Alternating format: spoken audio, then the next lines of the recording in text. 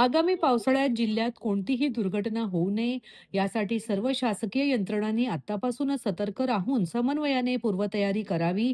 जिल्ह्याचा आपत्ती व्यवस्थापन आराखडा चोख असावा आणि आपत्कालीन स्थितीत तत्काळ मदतीसाठी आपदा मित्रांची संख्या वाढवावी, असे निर्देश ठाण्याचे जिल्हाधिकारी तथा जिल्हा आपत्ती व्यवस्थापन प्राधिकरणाचे अध्यक्ष डॉक्टर श्रीकृष्ण पांचाळ यांनी दिले आहेत.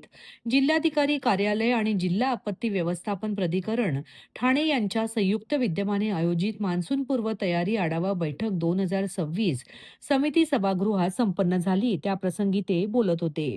या बैठकीत जिल्हा परिषदेचे मुख्य कार्यकारी अधिकारी रणजित यादव, अपर जिल्हाधिकारी हरिचंद्र पाटील, निवासी उपजिल्हाधिकारी तथा जिल्हा आपत्ती व्यवस्थापन प्राधिकरणाचे मुख्य कार्यकारी अधिकारी डॉक्टर संदीप माने, उपजिल्हाधिकारी सर्जेराव मस्के पाटील, जिल्हा आपत्ती व्यवस्थापन अधिकारी डॉक्टर अनिता जवंजाळ यांच्यासह विविध विभागांचे वरिष्ठ अधिकारी उपस्थित होते.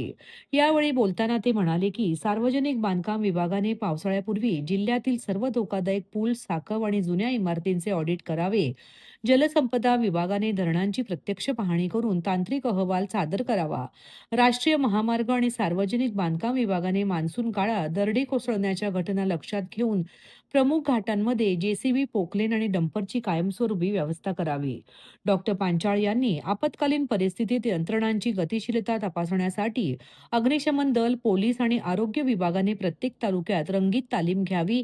पावसाळ्यात उद्भवणाऱ्या साथीच्या रोगांचा प्रसार रोखण्यासाठी आरोग्य विभागाने औषध साठा आणि वैद्यकीय पथके सज्ज ठेवावीत, अशा सूचना देऊन आपत्ती निवारणासाठी आवश्यक साधनसामुग्रीसाठी जिल्हा नियोजन समितीच्या निधीतून अनुदान उपलब्ध करून दिले जाईल, असे स्पष्ट केले.